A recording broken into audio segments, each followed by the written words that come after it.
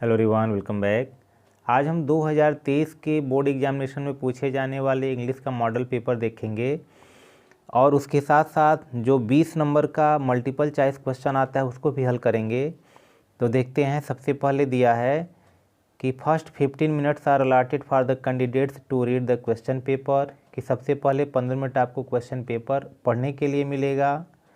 अगला दिया है कि this question paper is divided into 2 section A and B, कि यह जो क्वेश्चन पेपर होगा 2 पार्ट में यानी सेक्शन ए और सेक्शन बी में डिवाइड होगा। अगला दिया है section A contains multiple choice question, जो 20 मल्टीपल चॉइस क्वेश्चन यानी ऑप्शन वाले आएंगे वह सेक्शन ए में होंगे। Section B contains descriptive answer type question, और जो सेक्शन बी होगा उसमें वर्णनात्मक प्रश्न आएंगे यानी जिसमें आपको लिख करके आंसर देना होगा। अगला दिया है कि ऑल क्वेश्चंस आर कंपलसरी, सभी के सभी प्रश्न अनिवार्य होंगे। Marks are indicated against each question, और सभी प्रश्नों के सम्मुख उस प्रश्न का कितना अंक है वह दिया रहेगा। और अगला दिया है कि read the question very carefully, प्रश्नों को बहुत ही सावधानी पूर्वक पढ़िए। Before you start answering them, यानी उनका उत्तर लिखने से पहले आप प्रश्न को भली भांति पढ़ लीजिए। आप देखते हैं सेक्शन ए। तो सेक्शन ए जो हमारा मल्टीपल चॉइस क्वेश्चन वाला है, तो कुछ इस तरह के क्वेश्चन आपको दिए जाएंगे कि उसमें पहले पैराग्राफ दिया रहेगा और पैराग्राफ के नीचे कुछ क्वेश्चन दिए रहेंगे। तो पहले पैराग्राफ को पढ़ते हैं। दिया है scientist who study the rocks, landforms and the history of the earth can tell what kind of the plants and animals lived here on the earth a long time ago, यानी scientist who study the rocks, वे वैज्ञानिक जो चट्टानों का अध्ययन करते हैं। Land forms यानी स्थल रूपों का अध्ययन करते हैं। And the history of the अर्थ, और पृथ्वी के जो इतिहास का अध्ययन करते हैं। कैन टेल, वे बता सकते हैं कि what kind of the plants, कि किस प्रकार के पौधे। एंड एनिमल्स, और जो जीव जंतु हैं। Lived here on the earth a long time एगो, कि बहुत समय पहले पृथ्वी पर किस प्रकार के जीव जंतु रहा करते थे। These scientist are called geologist, और ऐसे जो वैज्ञानिक होते हैं उन वैज्ञानिकों को भूवैज्ञानिक कहा जाता है, यानी जियोलॉजिस्ट कहा जाता है उनको। वन वे कह रहा है कि एक तरीका है, that they are able to do this, कि वे लोग इस काम को करने में सक्षम हो पाते हैं, और वह क्या है। Is by the study of fossil, यानी फॉसिल का फॉसिल मतलब होता है जीवाश्म, कि जीवाश्म का अध्ययन करके ये सब आसानी से इसके बारे में अध्ययन कर सकते हैं या उसको बता सकते हैं। फॉसिल्स में बी द एक्चुअल रिमेन्स, कह रहा है कि जो फॉसिल्स होते हैं यानी जीवाश्म होते हैं, मे बी एक्चुअल रिमेन्स, वह वास्तविक अवशेष हो सकते हैं। Of those who walked or crawled, या तो जो चलने वाले हों या रेंगने वाले जंतु हैं उनके कह रहा है कि अवशेष हो सकते हैं। Most fossils were formed in the waters covering the continents, in warm shallow island seas and in large swarms that covered in large part of land in past geologic time. When the animal of these waters die, their remains are deposited on the floor of the water body where the fleshy part of the animal decays. The skeleton portion of the body is partially replaced by minerals and other sediments. If this takes place in just the right manner, a fossil is formed. Since rock sediments are involved in the formation of fossils, it is not surprising that one finds many fossils in sedimentary rocks layer. Plant fossils are found in the area that were once swamps.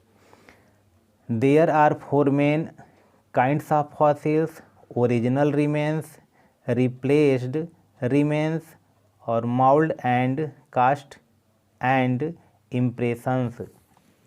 तो अब इसके आधार पर कुछ questions हैं। अब questions क्या नहीं, इसी तरह के आपके बोर्ड एग्जामिनेशन में भी पैराग्राफ दिया रहेगा और उस पैराग्राफ के अनुसार नीचे कुछ क्वेश्चंस रहेंगे, उस क्वेश्चंस का आपको आंसर देना होगा। जैसे इस पैराग्राफ के अनुसार पहला क्वेश्चन दिया है कि who is called geologist, geologist किसे कहा जाता है। तो नीचे ऑप्शन 4 दिया हुआ है, वन हु स्टडी एनिमल, कि वे लोग जो एनिमल का अध्ययन करते हैं, वन हु स्टडीज इंसेक्ट, जो इंसेक्ट का अध्ययन करते हैं, one who studies rocks and history of earth, और one who studies human body. तो देखिए पहले ही लाइन में दिया हुआ है कि the scientist who study the rocks, landforms and the history of the earth can tell what kind of the plant, और उन्हीं को कह रहा है कि जियोलॉजिस्ट कहा जाता है। तो इसका जो आंसर होगा, तो जो हमारा यह तीसरा सी दिया है, यानी सी ऑप्शन सही है। यानी who is called geologist, geologist किसे कहा जाता है, तो one who studies rocks and history of the अर्थ। दूसरा क्वेश्चन दिया है कि फॉसिल्स वर फाउंड, यानी फॉसिल्स पाए जाते हैं, कहाँ पाए जाते हैं। तो इसका आंसर, इसका ऑप्शन दे रहा है grass covering continents, in the water covering continents, in rocks and mountains, और नन ऑफ दीज। तो इसका आंसर देखिए फॉसिल्स कहाँ पाए जाते हैं, कह रहा है कि most fossils were formed in the water covering the continent. तो जो इसका आंसर है, जो बी है, बी ऑप्शन सही है इसका। अगला दिया हुआ है कि काइंड्स ऑफ फॉसिल्स आर, कह रहा है कि फॉसिल्स यानी जो जीवाश्म के प्रकार हैं वह कितने होते हैं। तो नीचे देखिए दिया हुआ है कि there are 4 main kinds of fossils, यानी फॉसिल्स के 4 प्रकार होते हैं। तो यानी इसमें जो ऑप्शन हमारा जो डी है, वह डी ऑप्शन सही है। फिर आगे देखते हैं, अगला दिया है question number 4 to 8, choose the correct option to answer the following. Grammar से संबंधित यह दिया हुआ है, is playing he the in park. अब इसको रीऑर्डर करके सही करना है। जैसे दे रहा है he is playing in the park, he is in park playing, in the park he is playing, none of these. अब इसमें से एक ही कोई सही है।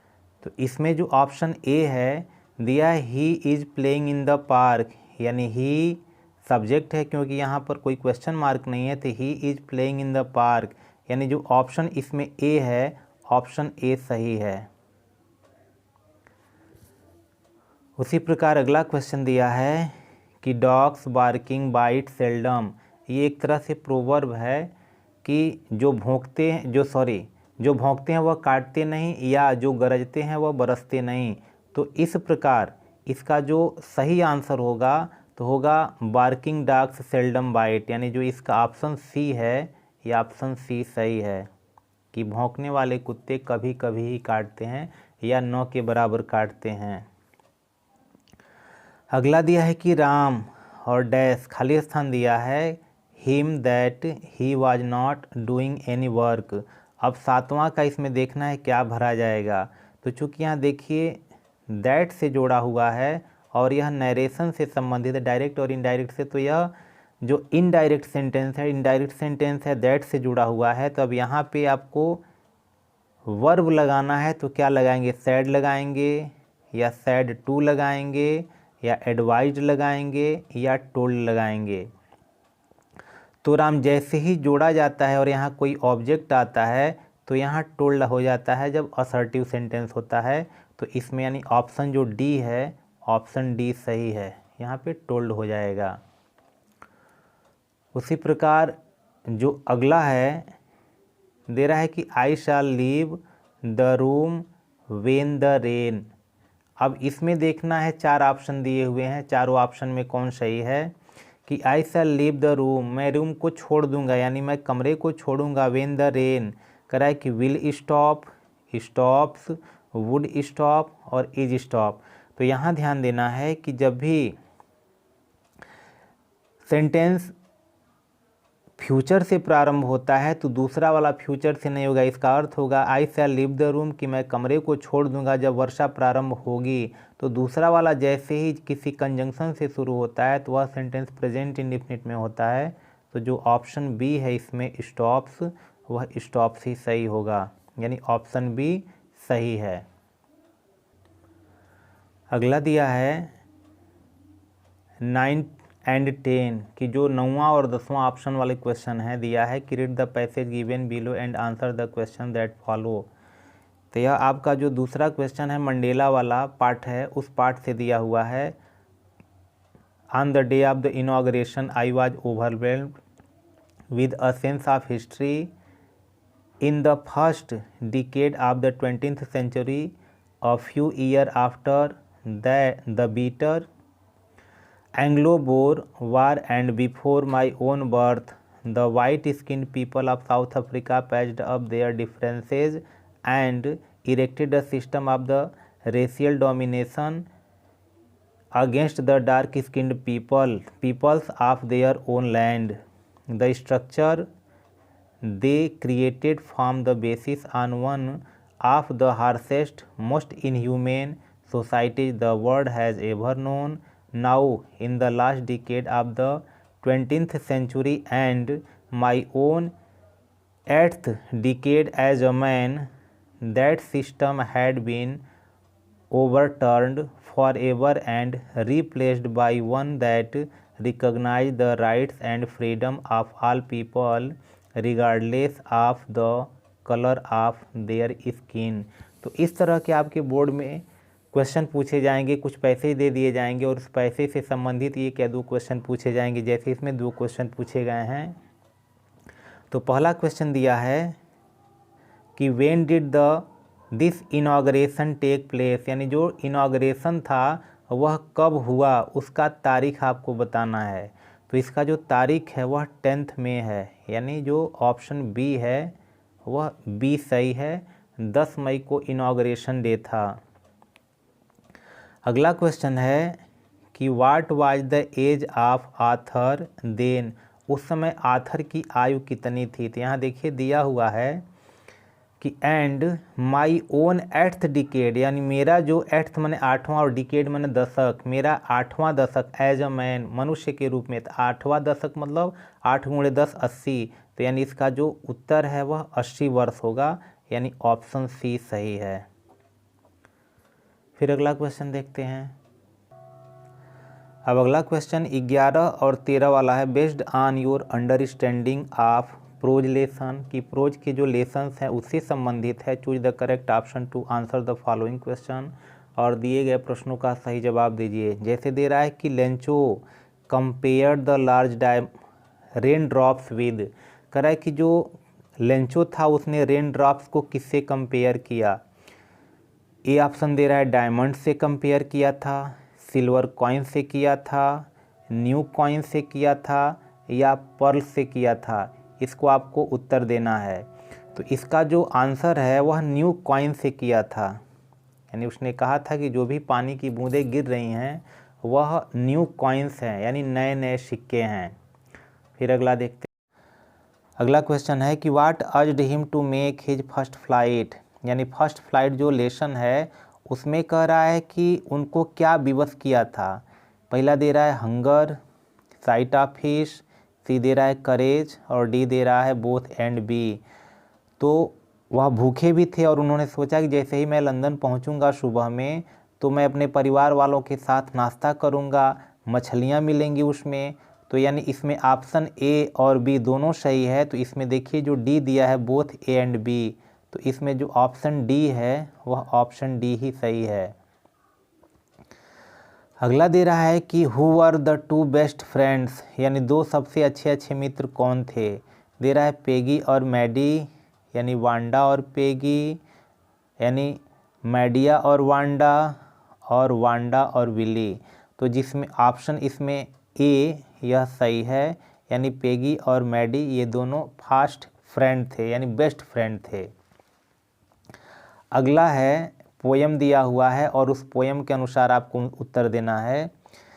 14 और 15 इस पोयम पर ही आधारित है। दे रहा है कि the true chameleon is small, a lizard sort of thing, और he hasn't any ears at all and not a single wing, if there is nothing on the tree it is the chameleon you सी।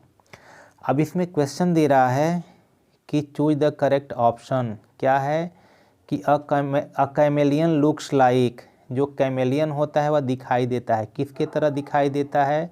तो यहाँ दे रहा है कि the true chameleon is a small lizard short thing, यानी lizard की तरह दिखता है। तो यानी ऑप्शन दिया है स्नेक, माउस, डॉग और लिजार्ड, यानी जो ऑप्शन यहाँ डी है लिजार्ड, वह लिजार्ड ही सही है। अगला क्वेश्चन दिया है कि the poet of the stanza as, कह रहा है कि इस जो स्टेंजा दिया है इस पे इसके पोएट हैं। तो कैरोलिन वेल्स इसके जो पोएट हैं, जो ऑप्शन ए है वो ऑप्शन ए सही है, कैरोलिन वेल्स इसके पोएट हैं।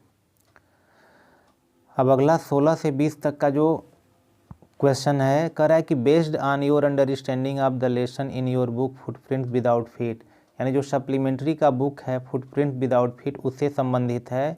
Choose the correct option to answer the following question, कह रहा है दिए गए प्रश्नों का सही उत्तर चुनिए।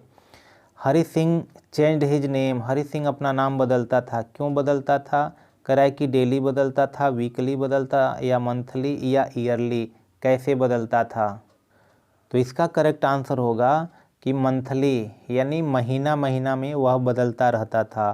तो इसका जो ऑप्शन सी है, ऑप्शन सी सही है। अगला दिया है who knocked at the door in the midnight visitor, midnight visitor में जो दरवाज़ा खटखटाया वह कौन था? तो ऑप्शन दिया है वेटर, वेटर ने खटखटाया, मैक्स ने खटखटाया, पुलिसमैन ने खटखटाया या फाउलर ने खटखटाया। तो वास्तव में उस समय वेटर आया था और वह वेटर ही दरवाज़ा खटखटाया था, पुलिसमैन ने नहीं खटखटाया था। अगला क्वेश्चन दिया है होरेक वाज सफरिंग फ्राम, यानी होरेक सफरिंग फ्राम किससे परेशान था, किससे वह बीमार था? तो यहाँ जो ऑप्शन है हे फीवर, यानी मलेरिया, फीवर, हे फीवर और स्ट्रेंज काइंड ऑफ डिजीज। तो वास्तविक जो इसकी बीमारी थी हे फीवर थी।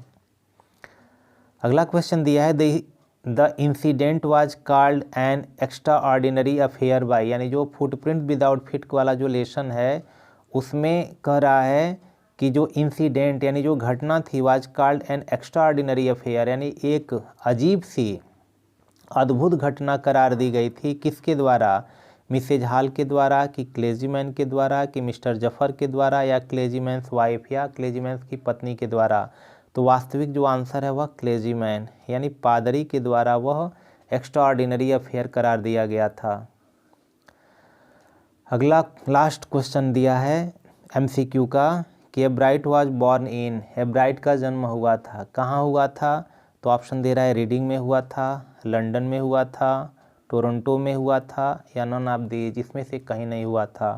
तो उसका जो आंसर है रीडिंग में हुआ था, यानी एब्राइट का जन्म रीडिंग में हुआ था। तो इसी तरह की वीडियो आपको मिलते रहेंगे। अगला जो भी मॉडल है इसका इसके बाद वाले वीडियो में अपलोड किए जाएंगे। Thank you.